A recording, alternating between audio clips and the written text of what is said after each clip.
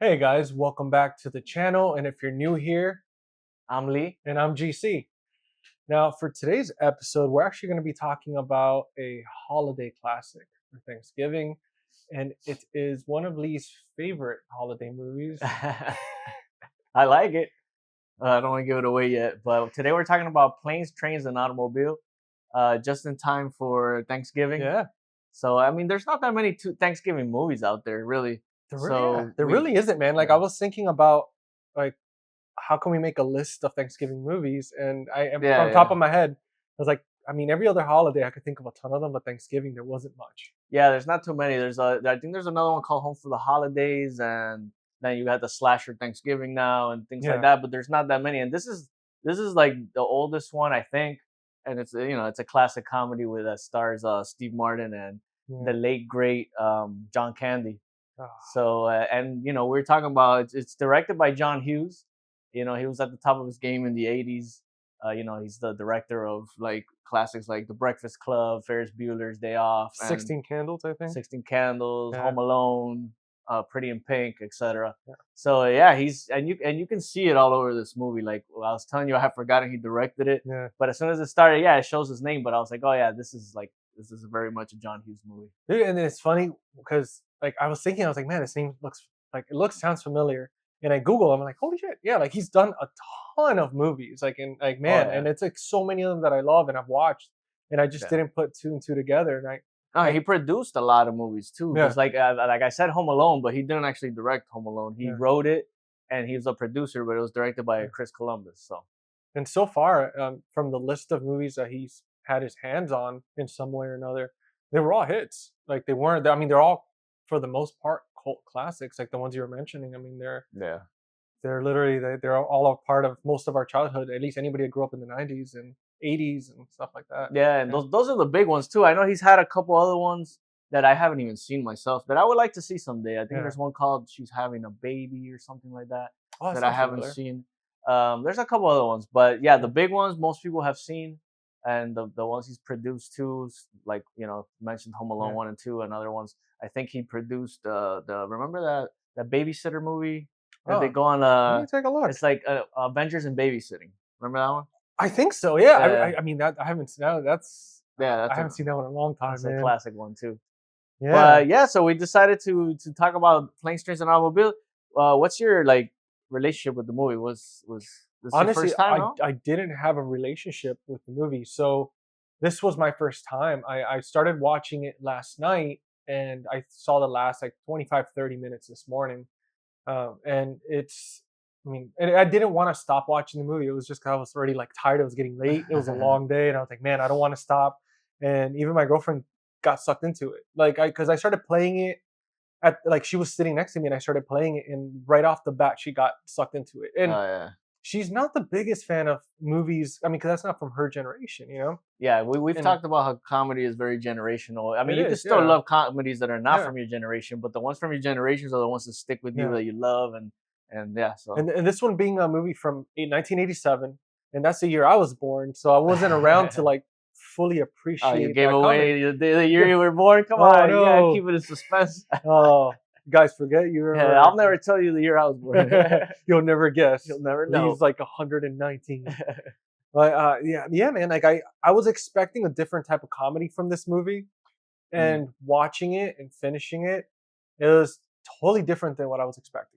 In a very good way. It wasn't like a screwball. Right, you thought it was gonna be like very goofy and stuff. I thought it was gonna be like a certain type of '80s cheesiness.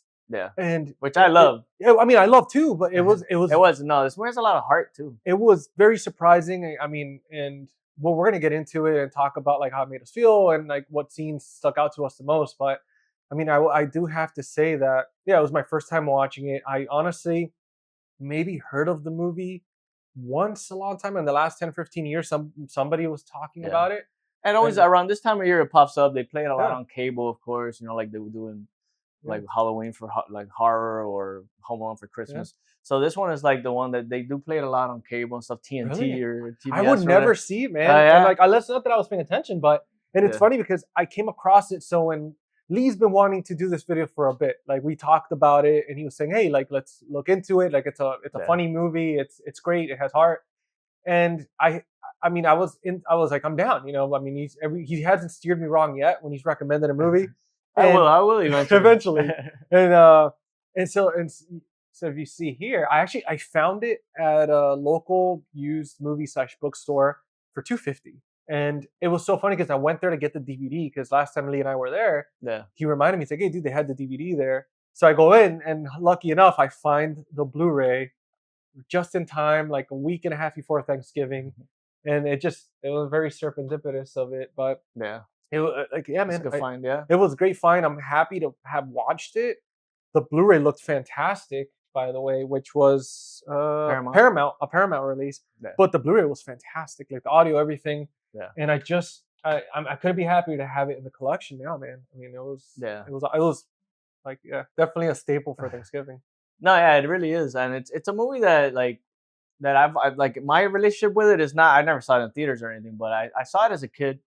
And I've always loved John Candy, man. It's a shame he passed away so young, but I thought he was very funny. I grew up with watching like Cool Runnings with him when I was a kid. Oh yeah, Cool Runnings. And you know, Home Alone, his cameo in that, and a bunch of other stuff he's done, Uncle Buck, whatever. We'll get into it, but and Steve Martin is a guy that I've always been a fan of too. Like he's funny. I don't really like his 70s stuff too much, like a lot of people do. Movies like The Jerk and stuff. That generational comedy.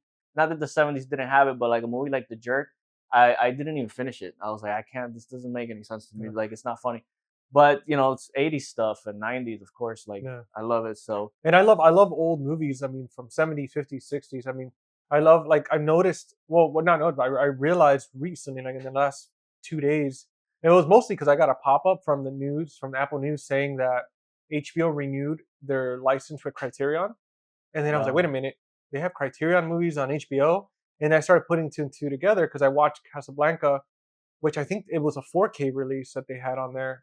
Yeah, but I don't think that one's in the Criterion Collection. Casablanca? Yeah, no, it's not. I could have swore it was. Well, no, it's a Warner Brothers movie, so. Oh. But I mean, it could be, but it's not in it at the moment. No. Damn, because I would have tried to get it, but it doesn't. Because I typed in Criterion on the search, and then like, I mean, it could have also been, because it's a classic, probably. It's a classic, yeah. No, there's a lot of classics that if the studios don't give them the rights to it, they can't grab them. But which it should be on there, man. I mean, that movie holds up. Like, it was. I mean, I have it on DVD, and the DVD looked fantastic. But The Breakfast Club is on there talking about John Hughes. I have the Criterion on. Oh, dude, that's nice. So, well, yeah, let's not steer too far from Planestrainsandautomobiles. So this movie basically it takes place it starts in New York. And we see Steve Martin's character. His name is Neil Page, and he's like he works for like an ad agency. Yeah, that's what it was. Yeah. It was like a marketing. And he's agency. Like dying to go home because it's 2 days before Thanksgiving, and he lives in Chicago. Yeah. So that's basically the premise of it: is him trying to get home to his family for Thanksgiving, and he has 2 days. But of course, the boss. You know, that scene was so relatable. Working I work. Yeah. I do like web development. I work for a company that also does like marketing and stuff like that. And you have people like that in the creative departments. There's some people are a pain in the ass like that they'll sit there forever looking for like the tiniest little like issue with whatever you're trying to market or design, and they'll just stare at it, like in that scene where he's just and then he's about to talk and like who's that? Nah. Yeah, and it's very like, I mean, and I can't relate to that part of it, but I can relate to like working when I used to do like AC stuff, that it's the day, like the Thanksgiving week comes and you're like, it's that Wednesday before Thanksgiving, and you just want to go home. You're hoping they let you go home early, and they don't, and you're just like, come on, man, it's let's get out of here already. So that's how he feels. He's like, I just want to get out of here. So finally, they cuts to him leaving, and he's trying to hail a cab, and we get a little cameo from Kevin Bacon here. Dude, when I saw him, I was like, wait a minute, that's freaking Kevin Bacon. Yeah. And he didn't have a line from what I remember. It was just him just running with him. I think Kevin Bacon made a movie with John Hughes, and I think it might be that she's having a baby. You might have to fact check me on that. But so yeah, it's just a funny little scene with them chasing the same taxi down, and then he falls over. Steve Martin's character Neil falls over this big trunk of like this luggage. And then he's trying to pay like $75 to some other guy to get into it. And then we see that later on, we'll meet him, and it's John Candy's character, Dale.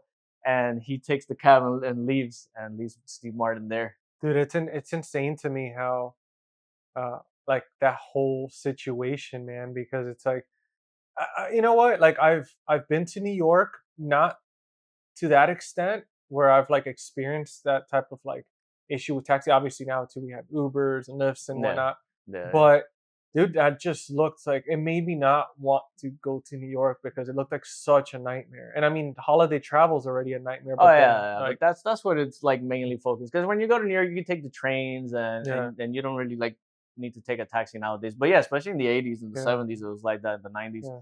But yeah, so it grabs that pretty well. Yeah, no, Yeah, it really does. and it grabbed to the life like the lifestyle that people had back then. I mean, dude, I was pre. I mean, maybe they had like the car cell phones back then, like those gigantic ones, Yeah. but it was so payphone oriented. Every time he's trying to make a call, it's payphone, and I loved pointing out the fact that they didn't have the credit card swiping machines, Oh and no, yeah, it was they just, had the copy one, yeah, which when I worked in retail back in the day, like that's what we had. We made copies of the credit cards, yeah. and it took it real back, man. I was I like, man, remember everything's that. either cash or you have like the Diners Plus card or Yeah. stuff like that, and it was just so cool that you were kind of stuck. Like you had a map, no cell phone, pay phone, and if it's out Yeah, of service, there's a lot of that 80s stuff that you get to enjoy because if you weren't in that yeah, era, I think like maybe like talking about his significant other watching the movie with him, and yeah, like she's not from that era, so she must see these things like so old. Like when we watch movies yeah, from like the 60s and the 70s, we're like, oh man, look at that stuff that they had, and like there's another scene later on in the movie where I'm skipping through a little bit, but they go to a hotel room and yeah, they have the you put a quarter and the bed shakes, and I'm like, why yeah. the hell did they even have that? Like, why do you want your? I mean, I guess it's gonna be a sexual thing too, but it's like you're just gonna be like Yeah. moving around and stuff. I think it was too because a lot of people that stayed on those like little cheap motels on the side of the highway were traveling, Yeah, so they were like a kind of like massage. yeah, they were sore from sitting in the car and stuff. I mean, I've done. I mean, Yeah, we're in South Florida, and I've done that drive for 10, 11 hours to the Carolinas. And I mean, I wish those things still existed. I mean, I know some of those $3,000, $4,000 beds have some features like that, but it's cool that you could just lay there and you're just like, oh man, after 10 hours of sitting there, yeah. like, and you're stiff. It's Like, yeah, it's just I haven't because I remember as a kid even seeing like in bus stations there would be these TVs stuck yeah, to the seats and you would put like quarters and stuff to watch TV. It's like these yeah. little TVs that would be stuck. Or the phones, like in the room where it has like the lock. So they literally you have to pay up front for them to take off the lock, or you have to use the operator, and it has like Uh, the turning the turning the dial dial, to yeah. and like instead of just pressing the buttons, like that one's cool. Yeah. So in the movie, basically, what happens next is like he goes to the airport. Yeah, He gets there, and he's sitting down, and that's when he gets introduced to John Candy's character Dale, and he tells him what he does, and what he does for a living is another very not 80s thing, but from back in the day where he's a door to door salesman, which yeah, you don't really see that anymore. yeah. And he sells the shower The shower rings, rings. yeah, yeah, yeah. And for anybody wondering, it's like if you haven't seen the movie, like what the hell's a shower ring? I mean, it's pretty much what holds up the shower curtain. It's like those little plastic rings. They have Yeah. metal ones and stuff. He And actually sells that. yeah, It's that random. What a that's random thing for him to think of. yeah, But then, like I was saying, John Hughes was always very good at like even this movie. I think he said he had the idea to write it because he went through something kind of similar, missing his yeah, flights and stuff. But it's very human. It's very like these things that you don't think about that happen daily, or people things that people do yeah. that you don't think about. And he's very good at capturing all that stuff. No, I mean the movie's absolutely relatable, man. I mean, even like when there's scenes that you think you're looking at, you're like that's a bit exaggerated, but at the same time, especially if you're someone that has taken a road trip at some point or another, or you've traveled and you've had nightmares, like you're here watching this movie, you're like, oh, I've definitely had something similar happen. Yeah. Or you're thinking it's like, I know somebody that's like this character Mm. because these two guys are very relatable. They really are. I mean, Yeah, and they both have their charm, even yeah. though like in the scene when now they get on a plane, and and the, Steve Martin's Neil he's mad because his first class ticket Yeah. isn't being like they're putting him in the In the coach. yeah. That's what it was. Yeah. Then that and well of course when he goes he's sitting next to he Yeah. sits next to Dale, so he's already being bothered by this guy because Dale Yeah. is like a character that he's a sweet guy, but he could also be a little like he does Yeah. annoy you in the beginning. Yeah. Like you could kind of feel for Neil a little bit more in the beginning because he's like sitting next to him and you could tell he just wants to read his book. Don't bother me. And he keeps talking to him and talking to him and Yeah. talking to him, and he's just annoyed by him. No, you know what? One thing too that the director did a phenomenal job. It's like you were saying, where he makes these characters and makes these stories that are super relatable. And in the beginning of the movie, right off the bat, to me, it was establishing the extremes of these two characters. where you have Neil, that's like the most uptight, spoiled, like corporate guy, where it's like he has a fit for the smallest thing. Yeah. And then you have Dell, which is just this like very like um loud, a bit of a loudmouth in but not like in a he's saying negative things, but he's like overly positive, enthusiastic, very Yeah, chatty yeah, type of very, yeah, guy. yeah, very Like chatty. He doesn't know when great, to stop. yeah, He's like like he'll tell you a story that's too long. There's no point, which later on yeah, he complains about that. and it's cool that he right off the bat, as you start watching this movie, you start seeing like these it's like almost like an orange, for example. Like these guys are like this orange, and then like the peels coming off of their personalities, and you're starting to see like why they are the way they are on the inside, but also like it's like why they need each other, because it's like they're, I mean, from the beginning you're watching them and they're like polar opposites, and you're like, what the hell? Yeah, and Like, but they keep yeah, they keep keep running into each other when they don't want to. Like there's yeah, this link, there's connection yeah. that the universe is bringing them together type of thing. It was like very serendipity, like that Yeah, movie, like where it's like they constantly like yeah, somehow the universe finds a way to just they keep running into each other, and they have that one goal that's both the same, and it's to kind of get back home. Um, yeah. but yeah, no, I love the character development, man. You see it right off the bat. You're like, okay, like this is they already let you know right Yeah. within the first 5-10 minutes. You're like, okay, these are who they are. Yeah, you get to know them, and yeah, even in that plane scene, you get to see how Dale's a little bit annoying. It's Yeah. kind of funny because he's already telling him, no way, we're gonna land in Chicago. The storm's going on. It's a snowstorm. He's like, and they end up. He was right, and they land in Wichita.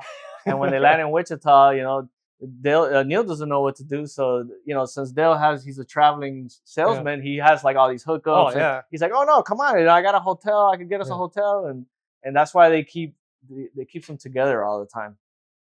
So yeah, basically from there they go to the hotel, yeah. and that's where we see the scene where we're talking about with the bed, we're putting the quarters, and it's a funny scene. Like they try to go to sleep together, and they see a bed, and it's just one Yeah. queen size bed, and they're like, "Oh man, we gotta sleep in the same bed. These are perfect strangers, like you feel uncomfortable sleeping with a bed with your friend, let Yeah. alone a stranger." And no, and I love the fact that like as soon as they walk in and they see that one bed, that like They both get uncomfortable. yeah, They're they like, both get uncomfortable. Like, oh they're like, yeah, what are we gonna do sports. here? They're like, did you watch that game last week? And they're like, yeah, yeah, yeah. Oh, well, that's not So when they wake up. They say that. that's what I say about when they first walk in. What was it that they were saying? Yeah, well, you see like Steve Martin kind of like messing with the thing. Yeah, Like he's like yeah. looking at his luggage. He's like, oh man, what's gonna happen here? Yeah, he's like, And that's crazy. Yeah, thanks he's for like, oh, you want to take a shower? He's like, what do you mean you want to take a shower? He's like, no, not together, yeah. separate. And that was very like it's definitely its era, its time where guys were very we're how do you even word this? Like, yeah, we were expected to kind of just be like football, beer,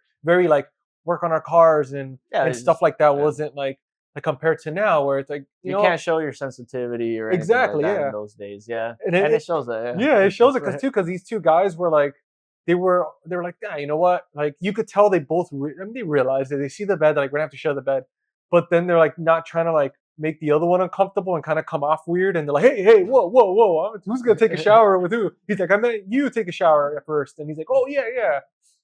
That was hilarious. I loved it. That was so funny.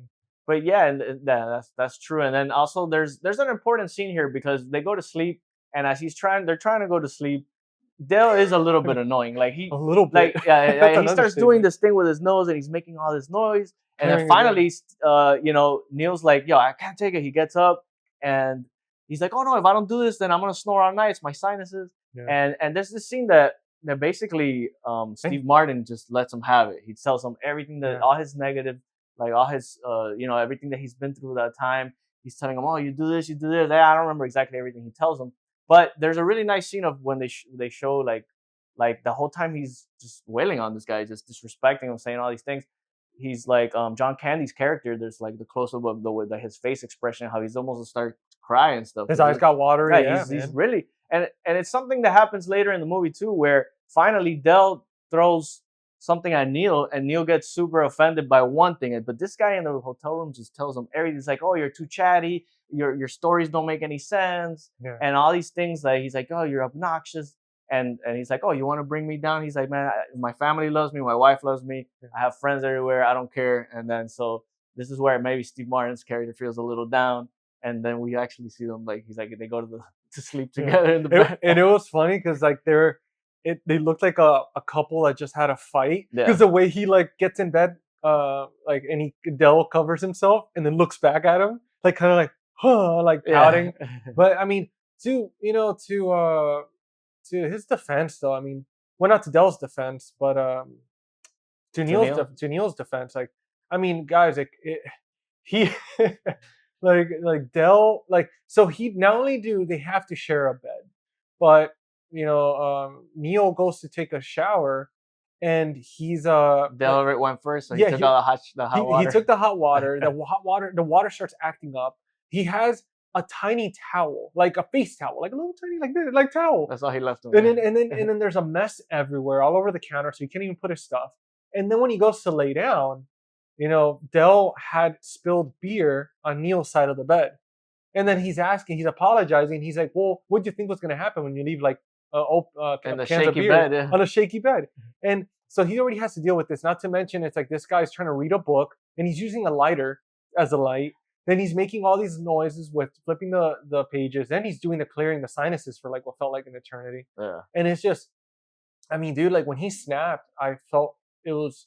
I mean, granted, he could have been kinder, but he goes too far. I think he sees but a lot of stuff he says is true and it's warranted. Like I was like, kind of want to just tell this guy a lot of these things, but he just keeps going and going and going. And that's where like you see the close up of John Candy and he's like practically almost crying.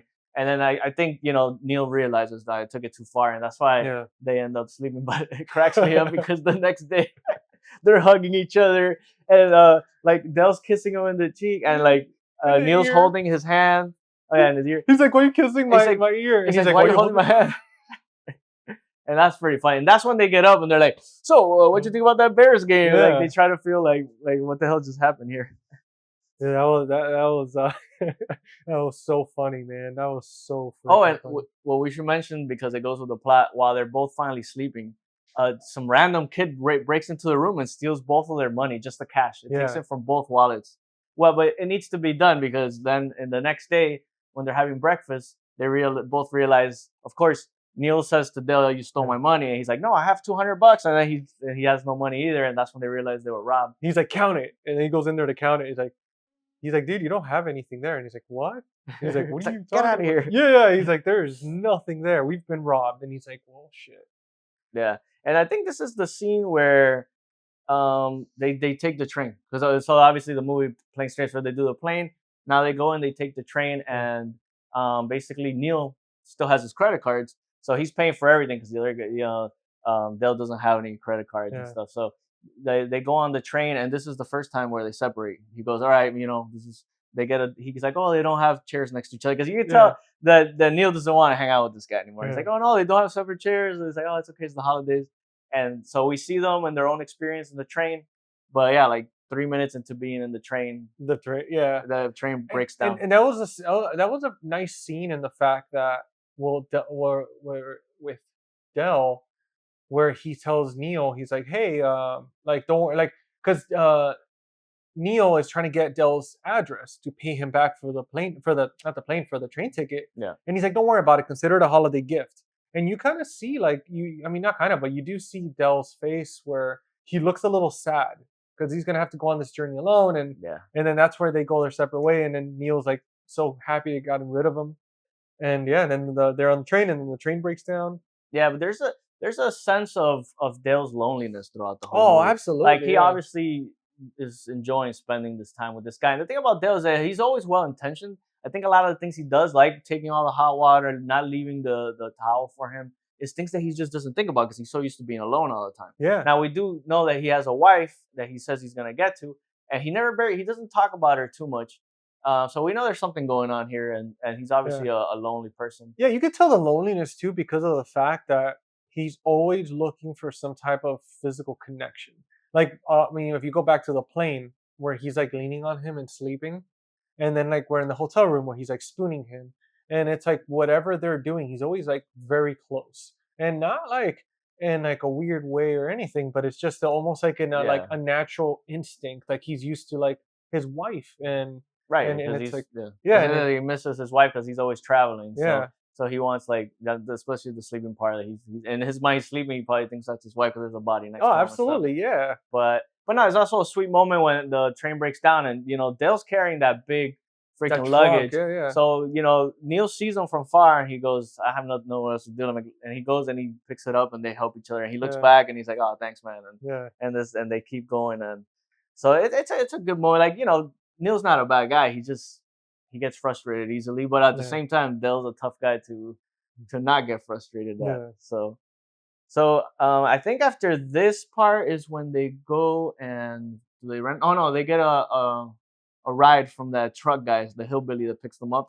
That scene was freaking hilarious. That was because that was the son of the hotel owner. Yeah. The hotel owner. So he has his son come and pick them up. And it's just the funniest. Like, to me, it was like such a funny scene because the way he the the actor, like, he nailed it, man. When he's chewing the tobacco and everything. He's like, you see the big trunk, and he's like, they're helping, they're like gonna put it in the back, and he's like, don't worry about it, my wife will do it. He's like, are you sure? It's like this little lady. She's like, oh, she had a baby sideways. She can take the pain. She's like, she's small, she's short and skinny, but she had a baby sideways, and she didn't even flinch. And I thought that was freaking hilarious. And then she gets out, and she's all like tough, standing next to him. And it's like, dude, she's so tiny. It was so funny. They put him in the back of they sit in the back of the truck. Yeah. And on the outside, it's freezing cold. So there's this little goofy scene when they stop that they put like all this like makeup of being frozen, and they're like, it's probably like the only scene I thought was a little goofy, but it's not bad.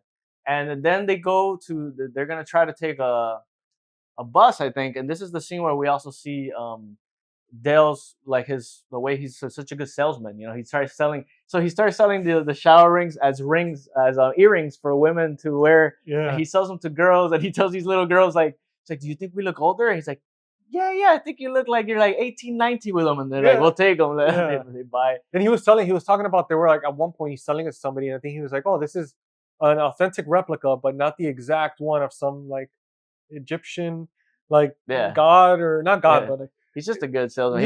He'll bullshit you the whole time, and just to get and that's the money that they get to. Like, they have some breakfast, and then they decide to go on a bus, and the bus. What happens to the bus? It doesn't break down, right? No, the bus. I'm trying to remember. The bus gets them. I thought the bus got them to a certain point, but then they had to like get a car. Yeah, right. Like, that's what it was. They took them to a certain point. Yeah, and they split up again. Yeah, because then they got to it took them to a rental car place, and that's where they supposedly like they both get a rental car.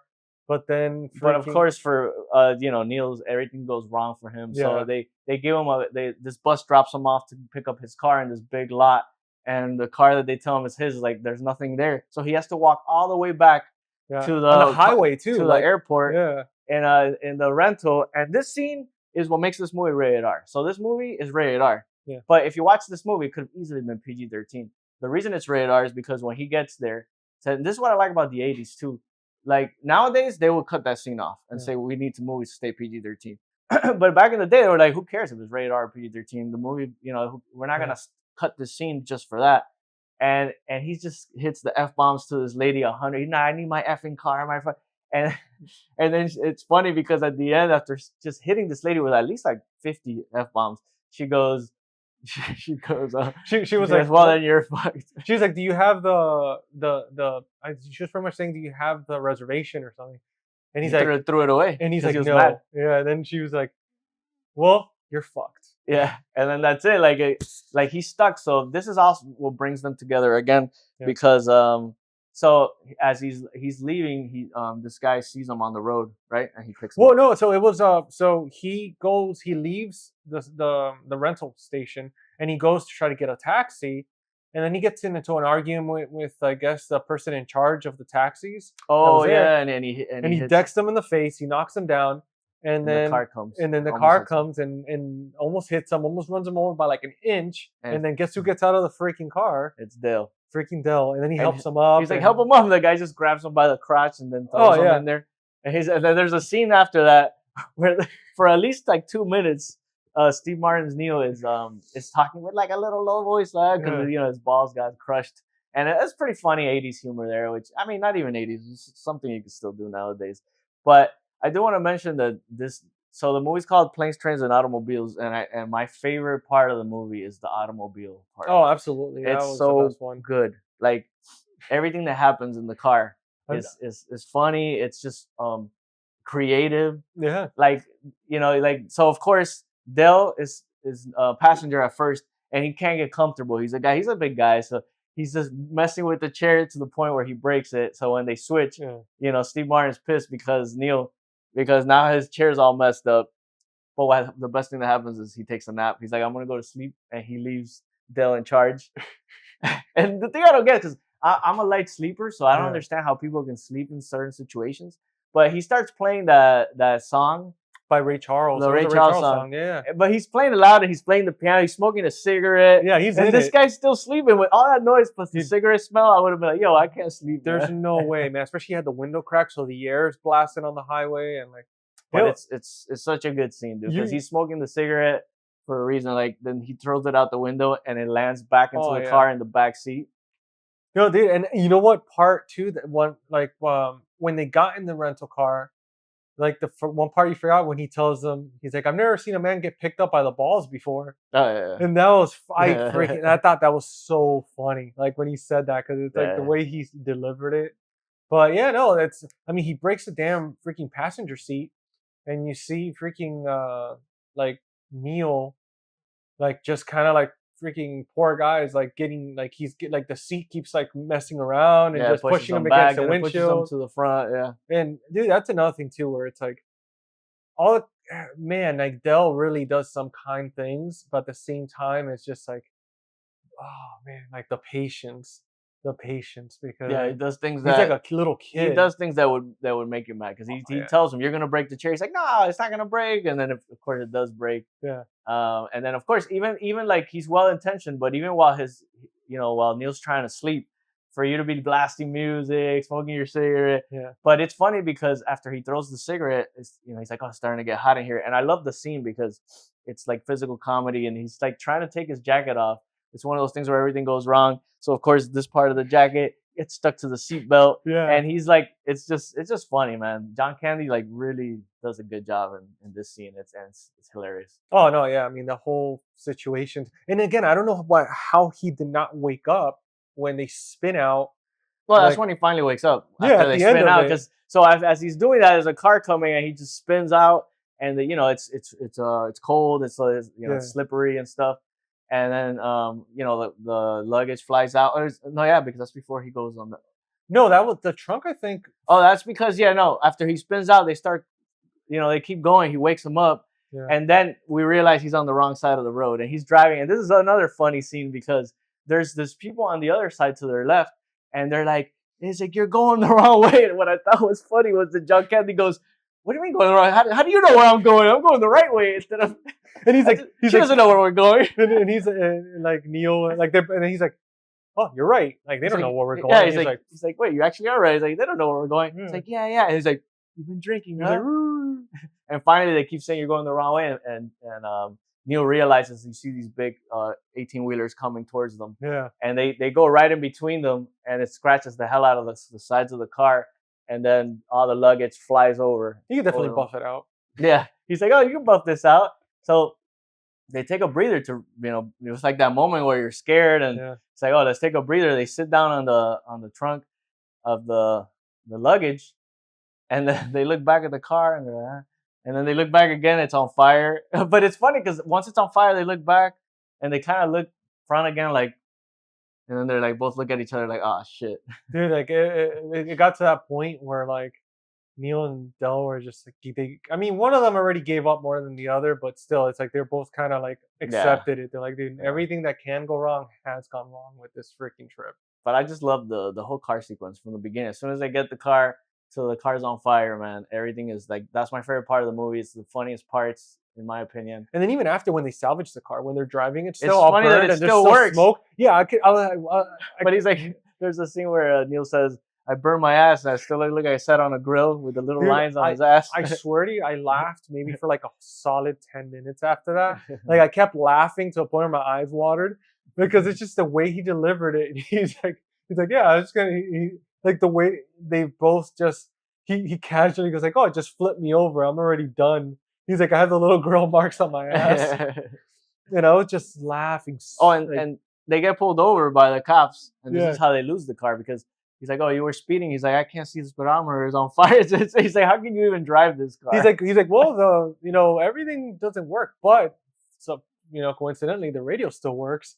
He's like, yeah, this is not safe. And he's like, yeah, but they well, I think we skipped the part where, because with the burnt car, don't they go to the hotel? Yeah, they go to the hotel. Oh yeah, they go to the hotel, and this is right before they get pulled over. Like they go to the hotel, and pulled over is the next day.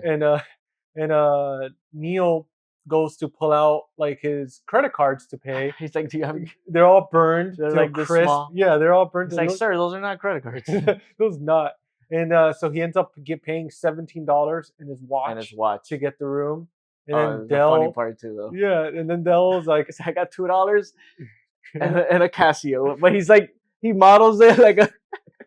I love that scene too. Yeah, that was great. He's just like he's like going like this. Like, yeah, that was fantastic in the Casio. Funny, and he does it, and he goes to sleep in the car, and it's snowing, and Neil looks out the window and sees this guy sleeping and trying to sleep in a car that's basically made of like wires at this point.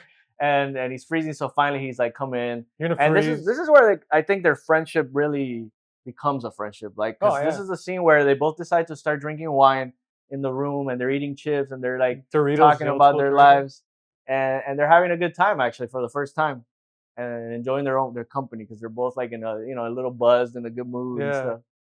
So yeah, I mean, I think after this is when they wake up the next day and they're driving, and that's where they take the car from them. Well, yeah, though the car's stuck in the freaking snow. So then like so then Dell's like, all right, Neil, you gotta push. And the guy freaking up, like, of course he would. He puts it in reverse and he backs into the freaking hotel room. And then Neil's like, we gotta get out of here. We have to get out of here. And they he jumps in the car and then they freaking leave. Yeah. And then that's when they get pulled over. Yeah, shortly after they get pulled over and all that. And then it's another setback.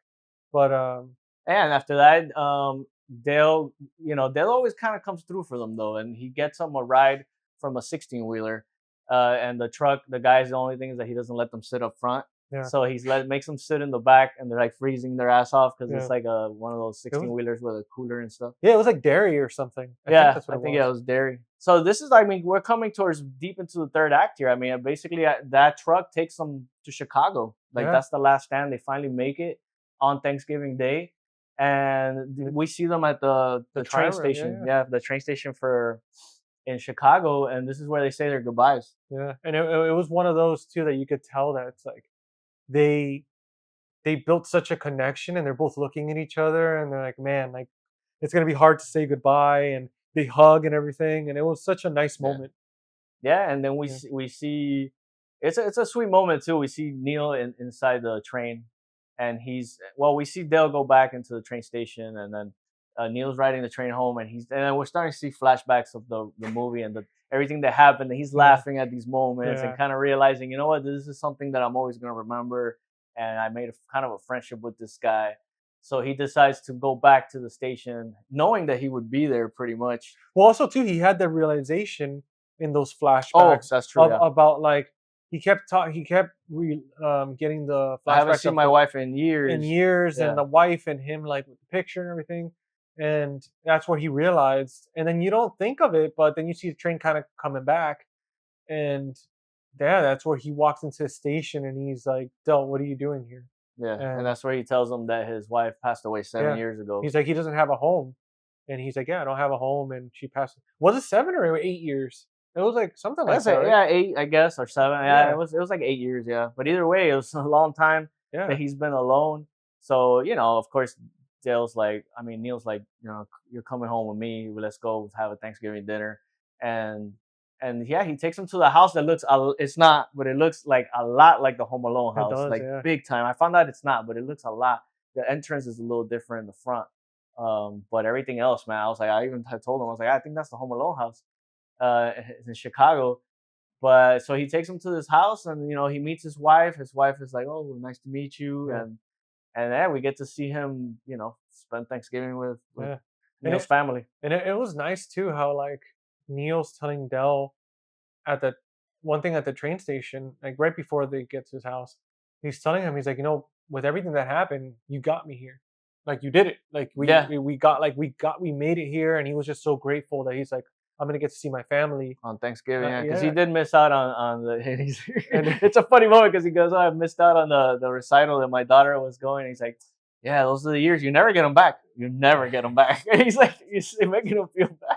makes him feel worse. And But, then throughout the movie, also Neil calls his wife a few times, so we do get to see her in the house, yeah, kind of waiting for him, and he tells him about meeting Dale. So there's this nice moment too at the end where his wife looks at Dale and she's like she feels like feels for this guy, and it's like, oh, it's nice to meet you. It's like a sweet moment yeah, she's like before them. almost like thanking him too, like in a way where like she Yeah, looked at him and you she's brought like, him home, you my got my husband, husband home and stuff. and you're like, That was a great moment. The way he looked at her too. It was almost like he felt like fulfilled. Like he felt like like what it feels like to be part of a family again. yeah, like, and he was like, I did it. Like he was proud of himself because not only did he do a good deed, kind of working together with this guy, even though there was like a tough time, but yeah, like he just walks in and he's like family, and it's like, I Yeah, mean, dude, I wish there was I know this is the type of movie that doesn't never needs a sequel and it just ends on a perfect note. yeah. But I wish, like, I mean, I know they left it to our imagination of visualizing what came next. I mean, for me personally, like I picture these guys being like lifetime, like friends. Like he Yeah. didn't have a home, so I'm sure he probably let him stay there for a Yeah, bit. yeah. And You could see like a sequel that now that they're friends, you could see him like maybe taking a family vacation, and he goes with them, and everything goes wrong, and it becomes Vacation, which is another actually John Hughes movie. that would have been great. Like instead of planes, trains, and automobiles, it would have been like a ship, maybe like a cruise. Yeah, That would have been a good one. And like boats. We have to come up with them. We have to yeah. Well, pitch. unfortunately, John Candy died, and Damn it. Steve Martin is. If Steve Martin had white hair in '87, and I mean, this Yeah. guy has been. I don't think I've ever seen him with black hair. Yeah, I He's think not- like this guy's like. I know he had it like in stand up back in the days. I've seen pictures, but in movies that I grew up with, he's Yeah. always had like white hair. I always pictured him old, and then he's Yeah. probably like 35 or something or younger in those days. And it was funny because, like in that shower scene where he's coming out of the shower, dude, the dude was like pretty jacked. But then it's like he has the white hair, and then he comes out of the shower. And it's like I was like, what? It doesn't match. You're like, you're expecting like an older man's like body. The dude's like Yeah. freaking like he looks like It's like people used to look older back Yeah. back in the And 60s, 70s, 80s, even in the 90s. Teenagers looked older, especially you see photos yeah. and stuff of the 80s. But yeah, I mean, overall, I hadn't watched this movie like in a good 5 years, and I really had a blast watching it. I really enjoyed it, Yeah, it was and fun. I'm glad you finally got to see it. And Yeah. I look forward to trying to find more of these classics Now I own it. that you haven't seen. There you go, And yeah, so what's your rating for it? dude. Out of a letterbox scale 1 through 5, I have to give it a 4. Like I enjoyed it that much. Like I'm Wow. so dude, I'm so happy that I got to see it like right before Thanksgiving. It was such a 4 out of 5. yeah, it was a deep movie for me. Like Yeah. I took it like as also kind of like an introspective view because I could relate to both characters where it's like one of them is kind of just fly by seat of your pants and just kind of try to be positive and all that good stuff.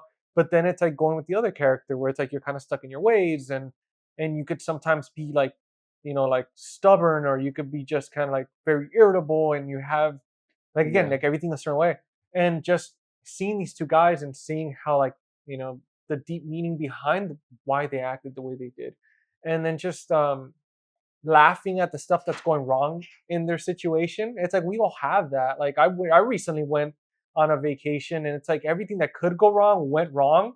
And watching this movie made me look back and laugh and be like, damn, Yeah. like I swear I just went through very similar. I'm not to the point where the car's on fire, but Yeah. it was yeah, literally everything went wrong. And then I know your vacation when Lee went on a Yeah. vacation Recently too. wasn't that great either. Yeah, and it's like it was just It such a happens. great movie, man. No, yeah, that's what I was saying earlier too. What John Hughes does, he captures these moments that happens to Yeah. everybody. Everybody can relate to these Yeah. things, But- and he puts them on film. He makes it funny, and he makes it. And he also always has heart in his movies. This movie has a Oh, lot yeah. of heart.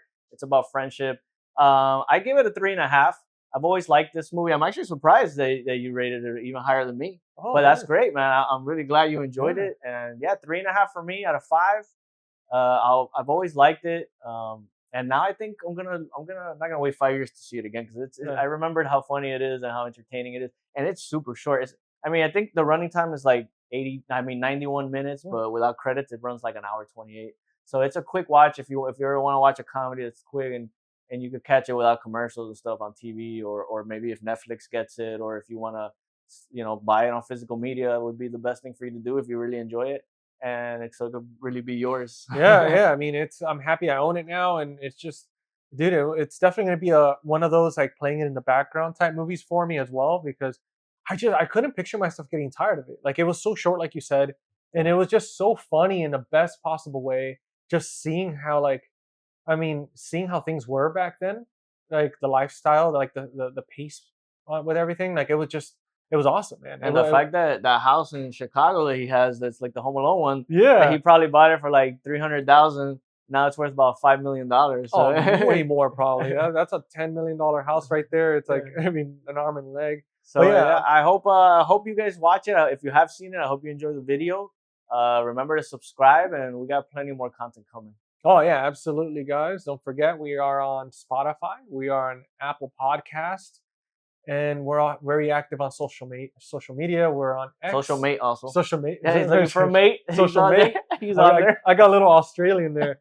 And on Instagram, so we're always interacting with with other creators and YouTubers, and it's just find us on there. Make sure to leave a comment. Let us know if you've seen this movie, if you enjoyed it.